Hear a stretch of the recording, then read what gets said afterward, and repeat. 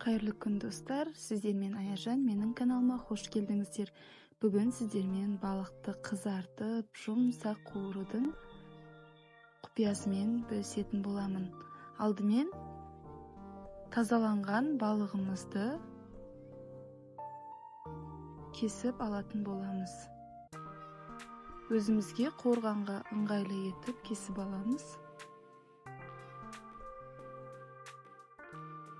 Алдын ала қабыршақтары, сыртындағы ішек қарны тазаланған болатын. Осылай бөліктерге бөліп аламыз.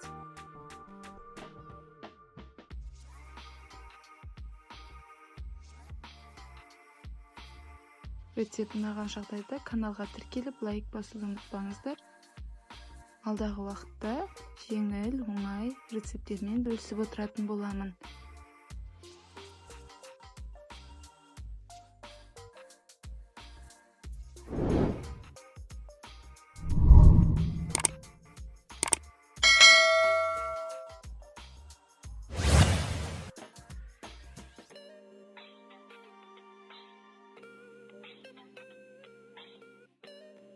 Барлығын бөліп, таза суға жуып алып келдік.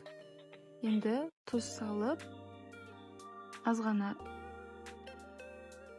тұз салып, жақсылап араластырып, бетін салафанмен 30 минутқа жауып қоятын боламыз, тұзы жақсы сіңуі үшін.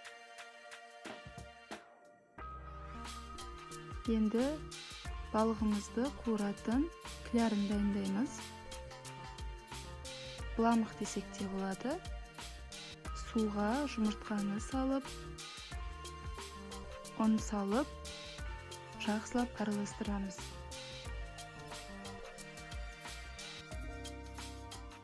Мөлшерін описание бөлімінен көре аласыздар. Жақсылап араластырып, бір келге етіп вилканың көмегімен араластырамыз. Қызып тұрған майымызға, бұламығымызға балығымызды батырып алып,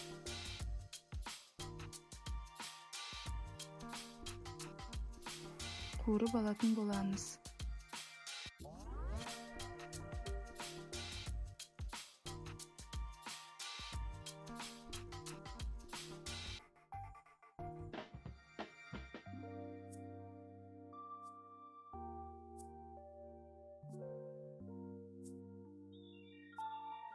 Орташа отта екі жағын қызартып, жақсылап қуырып аламыз.